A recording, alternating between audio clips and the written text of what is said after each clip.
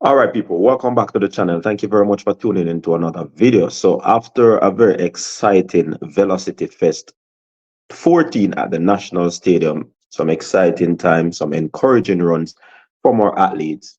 I just want to zoom in on the world champion, uh, Antonio Watson, and on that performance that he produced in that event. Many persons see him as being in problems, but no, I don't see Antonio in any problems, people.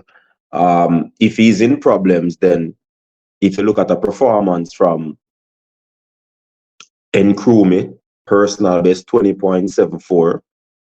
If you look on a performance of Oblique Civil coming off the turn, motoring home, powering home, creating distance between his opponent and himself, and not just the opponent.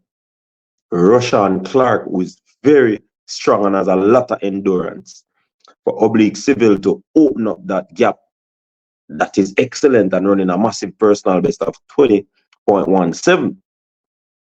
You look at Zarnell Hughes, 20.5 thereabout, 20.5 or 20.4. So you look at these athletes from races, and you would believe that Antonio Watson is good, man. These are the persons that he's basically training with. I mean, he ran like 20.8 thereabout, and persons are saying, yo, he has to get it down to 20.4, 20.3, if he's thinking about running that 40, 43. You understand? It was probably another day at work for him, where his mind probably wasn't there. He basically wasn't all in tune with what was happening and so forth.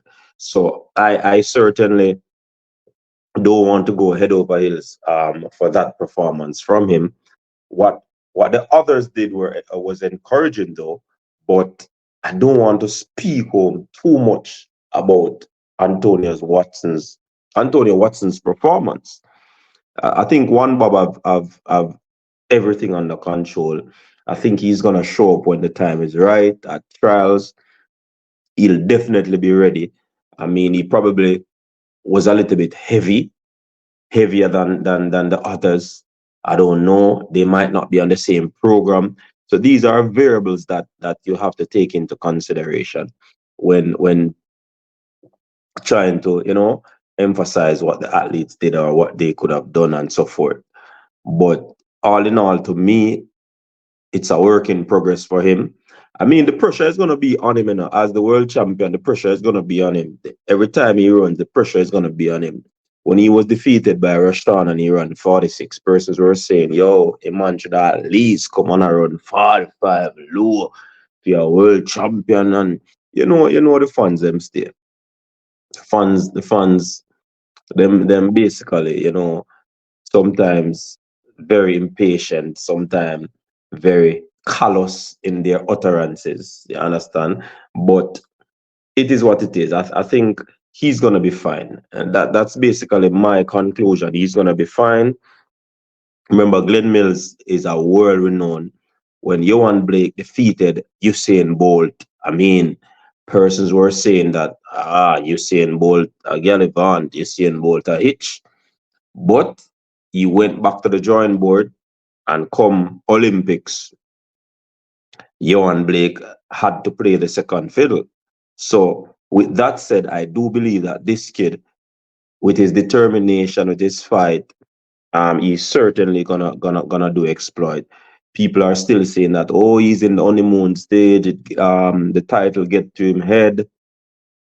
He needs to snap out of that real quick. Yeah, and him get hype now because he's a world champion, and a lot of people coming his way in terms of probably sponsorship, probably him slack off and not training and not doing work. I don't believe that. I don't believe that. With the person that I see him as, I don't think he's one that is going to just ease up off the acceleration. No, I don't see that. I do believe that he's gonna get it right. I do believe that he's gonna put things where it should be, and the fans don't have to worry about that and more when it comes on to one bob. Yeah, man. I mean, I think that you that'll give. How him speak, people, the positivity, uh, the the confidence that he holds. You understand?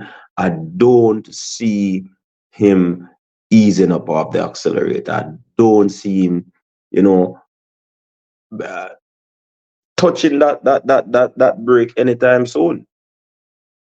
So I certainly believe one notable performance I have to take a look into as well is that of Malik James King, former Calabar High School athlete. Basically, he's working out with Titans Track Club, and knowing the Titans coach, he's more of a 400 hurdler coach. So with this performance from James King, it goes to show that when athletes have the luxury of in being in a camp that is small, I mean, the attention span will switch towards them, and they'll definitely zoom in on things that they ought to zoom into. And that doesn't really say that that will work, but you have to be a hard worker as well. And James King looked like he's a hard worker. He powered home in that in that 400 meters. Trust me, it was a massive run from him. I like to see when athletes run into that final stretch and they are not fading, they are not swimming, they have not lost their shape in terms of their technical abilities, but they stay tall, swing the arms, and reach to that finish line. I like to see when the athletes do that, and that is something that I've observed about Malik James King. I observe it about uh, big boy look like him change now in terms of him finishing touch. You observe that about Oblique Civil. You observe that a little bit about Boaje and Kome, but certainly it is a good look. And people don't worry about one bob. Don't worry about one bob. I don't think there's anything to worry about. You understand? And I'm not trying to convince you, but this is what I see, and this is what I observe, and this is what I conclude. Big up yourself. Until next time, stay safe.